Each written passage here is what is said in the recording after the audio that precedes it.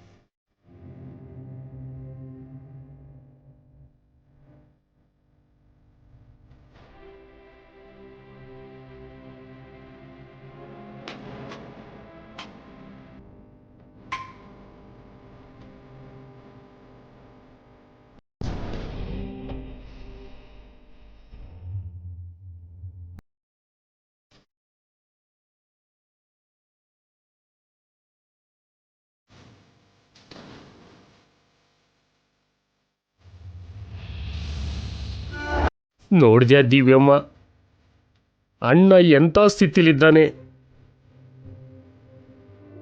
ನಾವು ಈ ಊರಲ್ಲಿ ಇರ್ತೀವಿ ಅಂತ ಗೊತ್ತು, ಆದರೆ ನಮ್ಮ ಹತ್ರಕ್ಕೆ ಬಂದಿಲ್ಲ. ಶೋರ್ ಮ್ಯಾಮ್, ಆದಷ್ಟು ಬೇಗ ನಿಮ್ಮ ಬ್ರದರ್ನ ನೀವು ನೋಡ್ತೀರಾ? ನಡೀತಾಯಿ.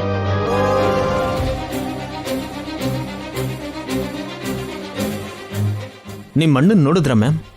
ನಿಮ್ಮ ಅಣ್ಣನ ಜೊತೆ ಮಾತಾಡಿದ್ರ ಮ್ಯಾಮ್? ಡೋಂಟ್ ವರಿ ಮ್ಯಾಮ್, ನಿಮ್ಮ ಅಣ್ಣ ಎಲ್ಲಿಗೂ ಹೋಗಲ್ಲ, ನಿಮ್ಮ ಜೊತೆನೇ ಇರ್ತಾರೆ. ಹೌದು ಮ್ಯಾಮ್, ನಿಮ್ಮ ಪಕ್ಕನೇ ಇರ್ತಾರೆ. ಇಲ್ಲಿ ನೋಡಿ, ನೀವು ಬಂದಿರೋ ಕೆಲಸ ನೋಡ್ಕೊಳ್ರಯ್ಯ. ಈ ಅಧಿಕ ಪ್ರಸಂಗ ಯಾಕೆ ನಿಮಗೆ? ನೀನ್ ನಡಿಯಮ್ಮ.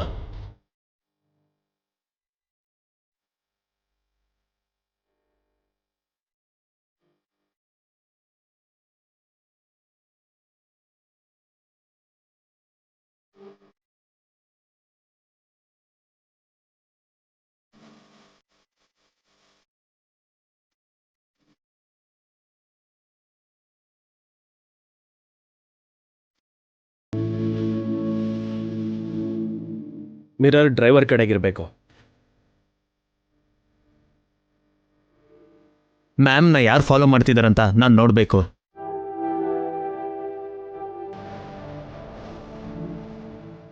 ಹೊರಡಿ ನೀವು.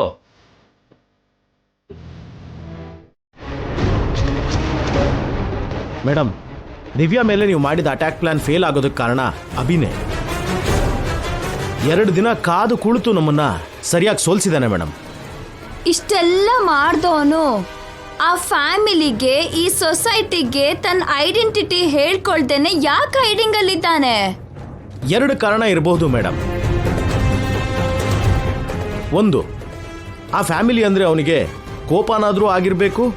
2, ತಾನು ಯಾರು ಅಂತ ಹೊರಗಡೆ ಹೇಳ್ಕೊಳ್ದಿರೋ ಅಂತ ಬ್ಯಾಡ್ ಕಂಡೀಷನ್ಲಾದರೂ ಇರಬಹುದು.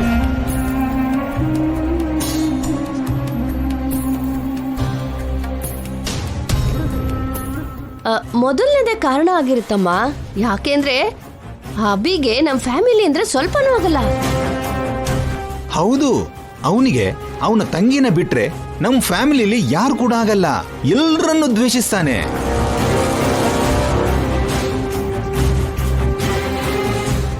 ಮತ್ತೆ ಇವಾಗ ಏನ್ ಮಾಡೋಣ ಮೇಡಮ್? ಲುಕ್,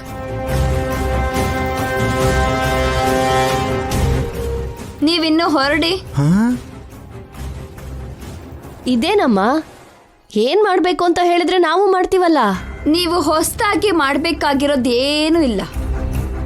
ಆ ಮನೆಯಲ್ಲಿ ಏನ್ ನಡೆದ್ರು ಅವಾಗ ನನಗೆ ಅಪ್ಡೇಟ್ ಮಾಡ್ತಾ ಇರಿ. ಆ ಅಭಿವಿಷಯನ ಏನ್ ಮಾಡ್ಬೇಕು ಅಂತ ಹೇಳಮ್ಮ. ಅಂದ್ರೆ ಅದನ್ನ ನಾನ್ ನೋಡ್ಕೋತೀನಿ, ನೀವು ಹೊರಡಿ.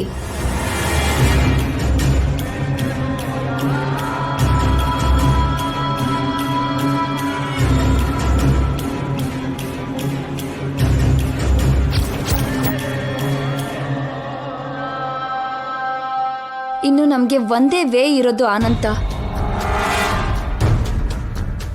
ಆ ಮನೇಲಿರೋ ನಮ್ ಕಡೆಯವ್ರ ಹತ್ರ